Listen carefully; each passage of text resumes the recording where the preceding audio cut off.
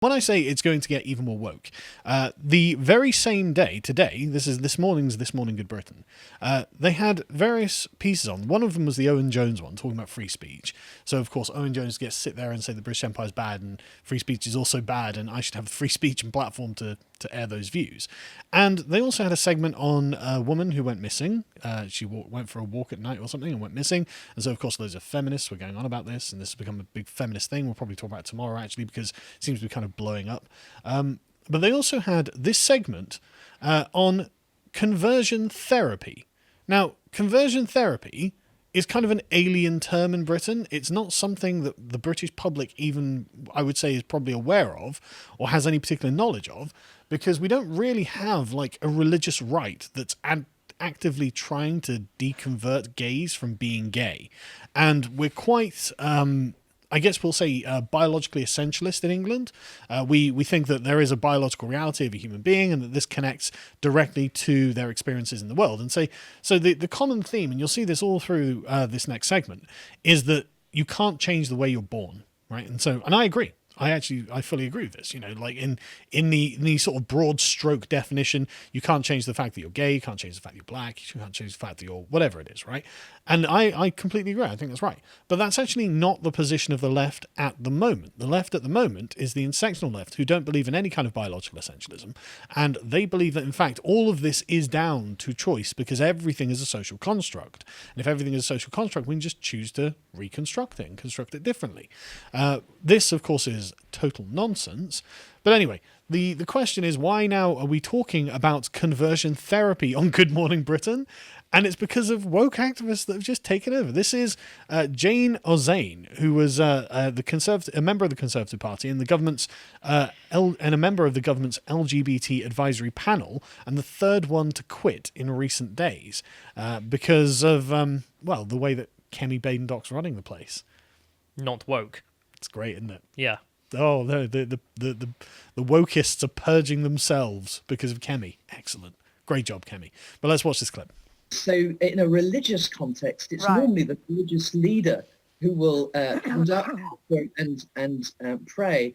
But there are, and wonderfully in the UK, a coalition of all the major medical and mental health professions came together back in 2017 and made a statement which outlawed the practice of conversion therapy in talking therapies. Now, there are some rogue supposed counsellors who will offer their services, but that goes against that agreement that all the mental and medical health practitioners have signed up to. So it's rare. Rogue things, yeah. So it's not something that happens often, right? It's not an institutional practice in the UK to engage in conversion therapy, and it's probably because the Church of England's woke. It's probably because the Archbishop of Canterbury is in favour of all of these progressive things. There is no religious right in the UK, or if there is, I mean, name them. You know, who are they? Where are they? I mean, when Samuel Paty was murdered, for example, he was spending his time instead whining about climate change or something. Yeah. Which is like, you're the leader of the Christian faith in England, and you have no time for this guy's been murdered by Islamists. Because nothing to say about it, man. Woke matters are more important. Greta Thunberg has tweeted something. I mean, don't know what to tell you. But anyway, so the Independent have produced an article about this, saying that apparently, according to a national survey of 108,000 members of the LGBTQ plus community, it suggests that 2% have undergone the practice of conversion therapy, while another 5% have been offered it. This means that 2,000 people in Britain have been through this, and 5,000 people have been offered it. Now, I don't actually know anything about this therapy. I don't know how it's conducted, what is involved. But I do know that it's by consent. You have to consent to do it. So it's consenting adults. It's consenting adults. Do they give you a time period for those 2,000 as well? They do not. So it could be over 10 years. It could be over 50 years. Like it could be people from the 80s who are saying, in the 80s I underwent conversion therapy and now I'm still gay or whatever. You know, so it could be decades old. But a complete nothing burger in terms of numbers. Yeah. You would be very, very hard pressed to find someone, you know, in your daily life who is, I mean, just in any way even knows anything about this. But yeah, so it's not, you know, promoted by British therapists or anything like this. It's just a total non-issue. And it's very interesting because in this article, as you can see here, if you go down a bit, where it says, is conversion therapy harmful? Notice it's the American Psychiatric Association, the Pan-American Health Organization, the World Health Organization. Oh, we have to go to America to find out anything about conversion therapy because it's just not a problem in Britain. It doesn't really happen here, and we don't really have anything to say about it. And so we have to go find the American religious conservatives, which is what they're trying to frame this in. But the thing is, it just seems really weird and an obvious American import into this country, because obviously we don't have a big lobby of religious rightists who are like, yeah, deconvert the gays. We don't have a religious right at all. No, at all. And so, in fact, let's watch the next clip. What Jane and others would argue is that religious freedom is all very well until the point at which you threaten harm to others by trying to convince them that they can change their sexuality or their gender identity. Sorry, threaten? Yes, threatening them with your religious beliefs by trying to persuade them. That's not a threat. Persuasion is now a form of threat. What? Don't know. I mean, like, I'm, you and me, an atheist, so yeah. Anything religious, I just sounds nonsense. But if a religious person tries to persuade me that there is a God and he cares for you and so on and so forth, sorry, have I just been threatened now? I guess. Can I file a police report? I'm threatened with hell or something. what are we saying? My immortal soul. But I find this really interesting. The intersectional position is that these things are not biologically essential, and so it is now a threat. If that's the case, if it's threatening to say that someone can change their sex or sexuality, then the intersectional left has been threatening everyone by this standard. Like, they believe that everything is literally up for change. I mean, there are plenty of articles from places like Vice, like, you should give being gay a go or something like this. Yes. It's like, well, okay, stop threatening people, I guess. And how is that not like heterosexual conversion therapy? Yeah. How is that not like a form of conversion therapy in and of itself? If we're going down this line of logic. Exactly. And if that's a threat, because apparently these things are unchangeable, these are things that you're born with and never change throughout your life, which again, I think is much more accurate than anyone can just be anything at any time, then, I mean, do we not have to like stop left-wing outlets from threatening people over this? It's weird, isn't it? But this, I mean, you know, this next clip, I think, is an argument that applies to lots of different things. This is an editor from the Daily Mail who himself is gay and is promoting Boris, saying, well, look, Boris is the most LGBT-friendly prime minister, so the Conservatives did nothing wrong here. It's like, well, I mean, I guess, you know, but let's hear his argument. My real worry is that that people who are maybe 16, 17, 18, 19, vulnerable, struggling with their sexuality, struggling with their gender, could be forced into these brutal clinics. They are Dickensian, they are appalling, and they should be closed down. No, he's not talking about Tavistock. He's talking about gender. He's talking about religious therapy clinics, apparently, which, I don't know how many exist. Yeah, but I'm just going to believe him on the face of it that the horrible places, I don't know, you're berated. Oh, yeah, I'll just take his word for it. And I agree, for teenagers, no. Yeah. Like, not Sure, to be done. yeah. But if it is a consenting adult, I mean, consenting adults do all sorts of things which are just obvious nonsense every day. I mean, in my opinion, any religious activity is just you wasting your time. And if people are free to do that, well, I don't know why they shouldn't be free to pay someone to berate them for being gay. I mean, that's up to them. I mean, if that's what you're into, you know, I'm not here to judge. But I just can't help but think, okay, but what other brutal therapies for transitioning from one status to another shouldn't be available to children? Great argument. Any. Yeah, exactly. Children. We're talking about children. Yeah, literally any is the right answer. And so, yeah, I mean, I agree that kids shouldn't be forced to go through, like, you know, some sort of conversion therapy. I mean, obviously, but again, it's not happening. Like, the numbers just don't bear it out. So it's like, okay. And it's not funded by the state either. It's not funded by the state. It's not approved of by any of the official associations, though there might be a couple of rogue ones who do it. Like, so what the hell is the problem here? Why are you discussing this? And they're like, oh, we have to ban it. It's like, but it's not happening. We've got to ban something that's just not really happening. But anyway, the next one is very, very good as well. Let's watch it. And sadly, there has been never any mention of protecting our trans friends who are twice as likely to be offered and to be forced to go through conversion therapy. And I fear it's this government's attitude to the trans community that is right at the heart of this. They need to embrace the trans community and protect them rather than vilify them, which I'm afraid both Liz Truss and Kemi seem committed to doing at the moment. It's weird because it's not government policy to promote, endorse or force anyone into conversion therapy. So it's like, I don't think Liz Truss has been doing this. Or No. Kenny. I can't imagine them doing it. but again, it's really interesting how I've arrived at the same position of we have to protect trans people from being forced to undergo any kind of procedures or groomed into any kind of procedures that they might not have otherwise gone through themselves willingly because they're just children. They don't know. I mean, I agree with that. I do. Anyway, so Jane Ozanne quit her position, and this is where it starts getting quite interesting, in my opinion, because she's the director of the Ozanne Foundation, which I guess she named after herself, which works with religious organizations to eliminate discrimination based on sexuality or gender. That's really interesting. How many of those organizations are Muslim organizations? I really want to know. Should we just round it? I'll round it to an even 0. Yeah. Love my zeros. Yeah. And she resigned from the panel, the LGBT panel, but also from the Conservative Party itself, which I take as a net positive whenever a communist resigns from the Conservative Party. But the thing is, this is, of course, not the only person. And Secretary of State for Equalities, Kemi Badenoch, gave no timeline on banning conversion therapy, no specifics related to potential legislation. She was like, I've got other things to deal with. And repeatedly refused to use the word ban. She's so great. The thing is, right, I bet if you ask her, she would just be like, I don't care about conversion therapy and I'm not interested in promoting it. But I'm not going to play your game. I'm not going to do what you say. Yeah. Oh, we want you to do this. That's nice. Leftist. What now?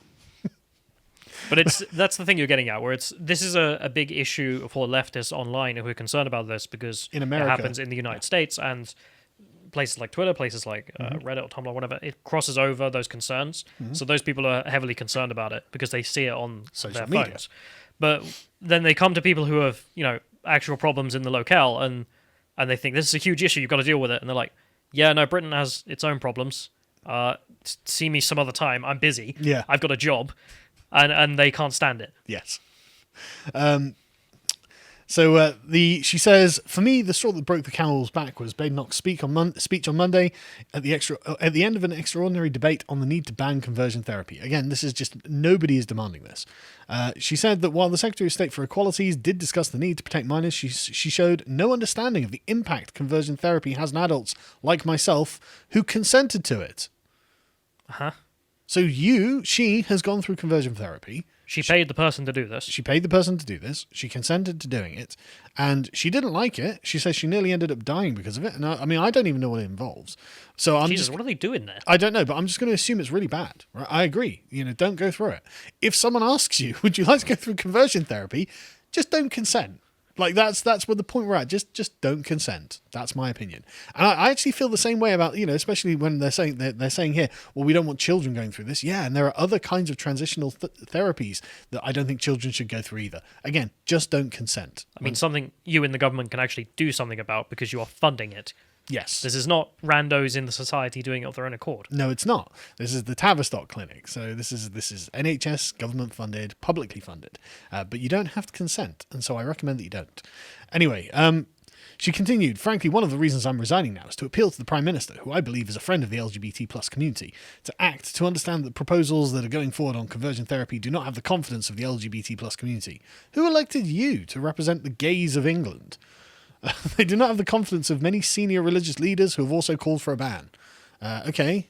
Did the Muslim Council of Britain sign off on this? I'm very curious. I want to know their opinion. But they've got a progressive lady running them now as well, so they'll probably sign off on it. So we'll get to hear from the Birmingham dads who are just like, what? We're not in favour of this. Don't get me wrong. I love the Birmingham dads, to be honest. But Badenoch and her boss, Equality Minister Liz Truss, when referring to them, Ozanne added, they are known amongst the community as the Ministers for Inequality. Good. Inequality is a good thing. And it will never happen. Equality will never happen. Inequality is a natural part of life. The question is why people are unequal. Is it because of them being artificially held back? Or is it because they're being artificially raised? Or is it that they have legitimately earned what they have? And in that case, I think it's justice. When people get what they deserve, that is justice. And some people don't get something because they don't deserve it. That is justice, and that is an inequality. So we can say that equality is actually a state of injustice. But that's also the point here. If the rules are equal and people earned their lot by fair means, well, then the inequality here is actually good. Yes. In which case, the equality would be evil. Yes. So why are you aiming for that? Yes. And if equality just meant the same rules applying to all indiscriminately, That's not what it means. then there would be no question about the concept of equality, and that would be... but the thing is, the debate would have been over because we've had that since the Middle Ages. So, like, this has unironically been like one of the great achievements of English history is to get the king to have to follow the rules that come from the king. You know, it's like, what, I've got to make rules that apply to me? Yes. And we're going to fight civil war over it if you don't. You know, and so it's like, like, I don't want to get patriotic about it, but that's actually really one of the things England can be proud of is the creation of the rule of law. And yeah, so the consequent material inequality is actually morally just, and inequality under this circumstance is not morally just. But anyway, let's talk about Section 28, because they keep bringing this up, and I didn't really have an opinion on it until they started bringing it up, and so I had to look into it. And I realised we're going quite long now, so I'm going to try and hurry up a bit. But so yeah, this was a British law that prohibited the promotion of homosexuality by local authorities. It was introduced by Thatcher in the 80s, repealed by Blair in 2000. And this is a quote from a 1999 House of Lords debate that was had on it, and I find this really fascinating because they're discussing the exact same things we're discussing now, right? This is from an archive.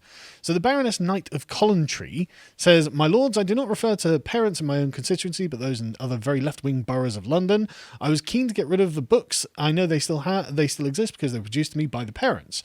I was shown that what the children are being taught and told why the parents objected so much." So already it's sounding like the Muslim parents from Birmingham coming to us with like, look at this stuff, you know, we don't want this taught to our children. And under British law, we actually have the right to intervene here, which they do.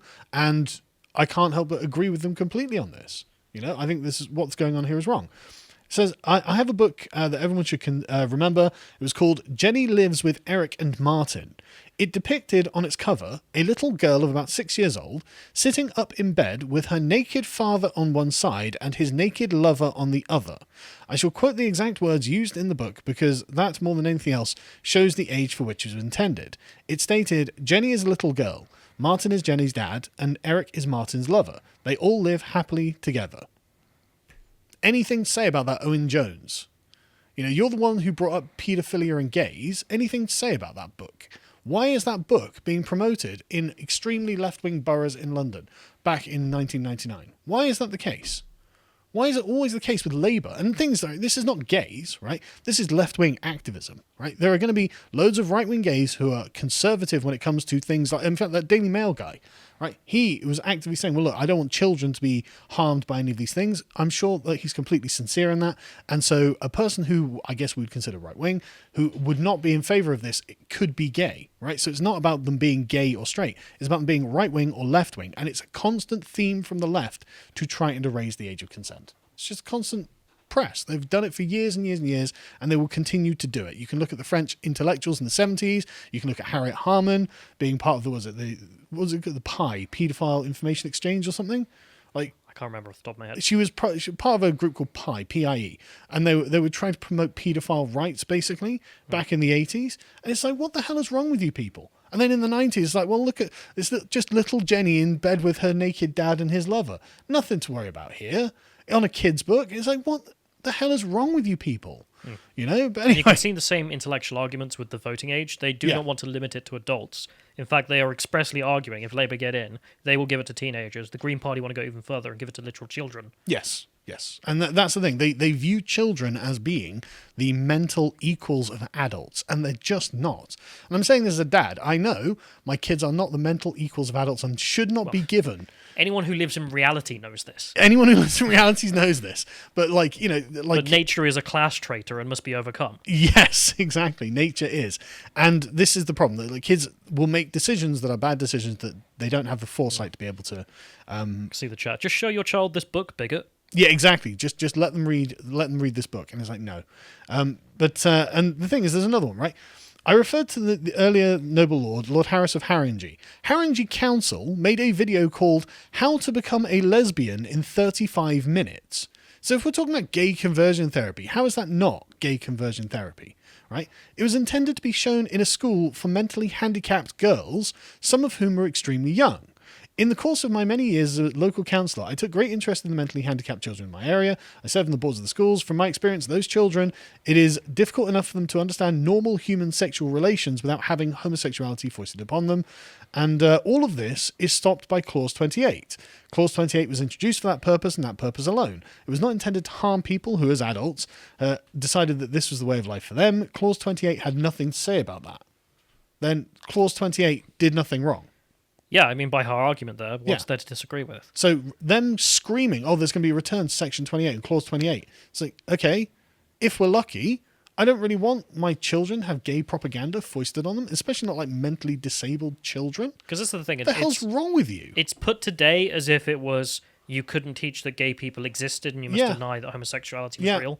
Or that adult gays are being oppressed by it or something like that. It's not true at all. Doesn't seem to be the argument. The argument was you can't talk about these things to children because they're children. Try not to give mentally disabled girls how to become a lesbian in 35 minutes videos. Is that unreasonable? To the left, yes. Well, yeah, okay, yeah, to the left, yeah. And Nick Seaton, the chairman for the Campaign for Real Education, once said, before Section 28 came into force, we were getting considerable numbers of parents complaining to us about the promotion of homosexuality in schools. After Section 28, it almost disappeared as an issue. If Section 28 were to be repealed, it is almost certain that the promotion of homosexuality would become a huge bone of contention between parents and schools. And lo and behold, what were the Muslim parents complaining to us about? Exactly that. It's just the fact that the Labour Party seem to be wanting to promote this in schools.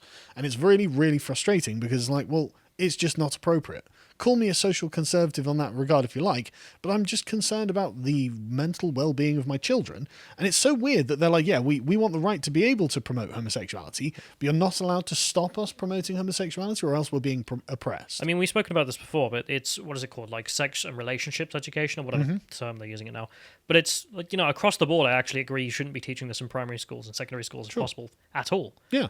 Like, I don't. It's the parents' see it as job. legitimate. Yeah. Like, it's the parents' job to teach them about, like, the birds and the bees, right? Yeah, in my view, it's not just homosexuality; it's heterosexuality as well. Yeah. So I mean, expand Section 28 essentially. I mean, if you want to talk about, like, you know, if you've got like the biological diagrams, this is you know, the various so there are anatomy of an organ. So when I was at school, which is younger than yours, we had I think it was biology classes. We went into sexual reproduction, and then in the like relationships or sex ed classes, you went into the other stuff. Yeah.